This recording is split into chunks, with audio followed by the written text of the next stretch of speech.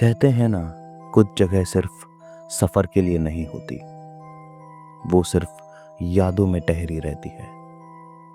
ये कहानी है नीरज की, जो एक 28 साल का ग्राफिक डिजाइनर था। वो पटना में रहता था।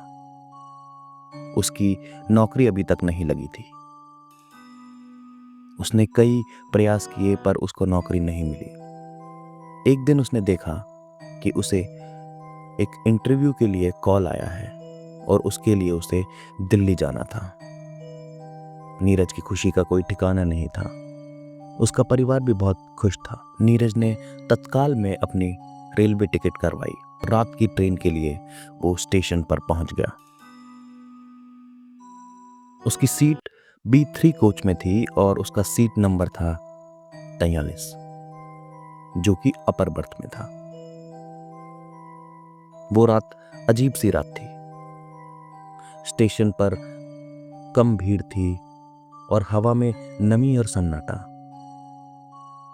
ऐसा लग रहा था जैसे बारिश होने वाली हो। नीरज ट्रेन में चढ़ गया। ट्रेन की लाइट्स ज्यादातर बंद ही थी। उसने अपने मोबाइल से टॉर्च जलाई और अपनी सीट को ढूंढने लगा।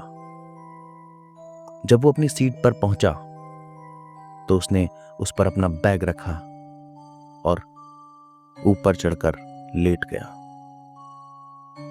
उसने कानों में अपने ईयरफोन्स डाले और गाना सुनने लगा और अपनी आंखें बंद कर ली और ट्रेन चल पड़ी।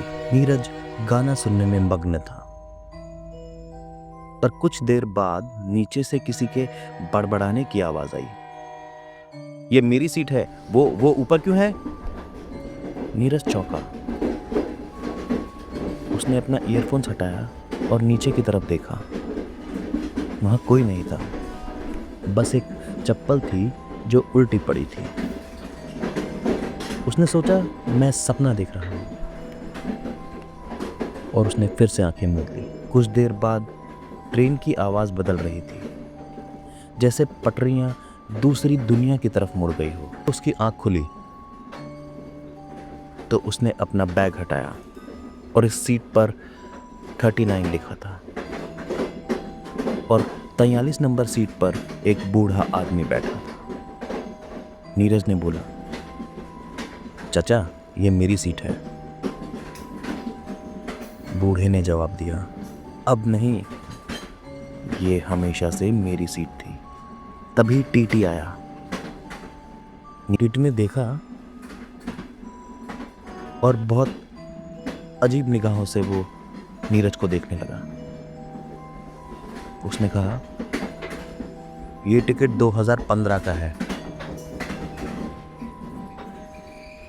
नीरज बड़बड़ाया, पर मैंने तो कल ही बुक किया है।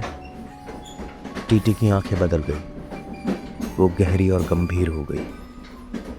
Seat number 43। 10 साल पहले एक आदमी ने इसी पर अपनी जान दे दी थी। उसके बाद ये सीट सिस्टम में ही नहीं दिखाती है। नीरज पीछे हटने लगा। उसने सोचा वो अभी इस ट्रेन से उतर जाएगा, पर तभी अगले स्टेशन पर एक आदमी चढ़ा। नीरज ने देखा कि वो आदमी हूबहू वैसा ही था। वही कपड़े, वही बैग, वही टिकट। टीटी ने उसे बोला, अरे तू फिर आ गया? हर 6 महीने में यही होता है, कोई आता है और फिर वो। यह कहकर टीटी चुप हो गया। नीरज कांपने लगा। उसने चारों ओर देखा। सारे यात्री उसे घूर रहे थे, लेकिन उनके चेहरे नहीं थे, जैसे धुएं ने उन्हें ढक दिया हो। बस काले गड्ढे। ट्रेन शोर करती हुई सुरंग में घुस गई और ट्रेन में फिर से अंधेरा हो गया। अब नीरज कहीं नहीं है, लेकिन सीट नंबर 43 आज भी है।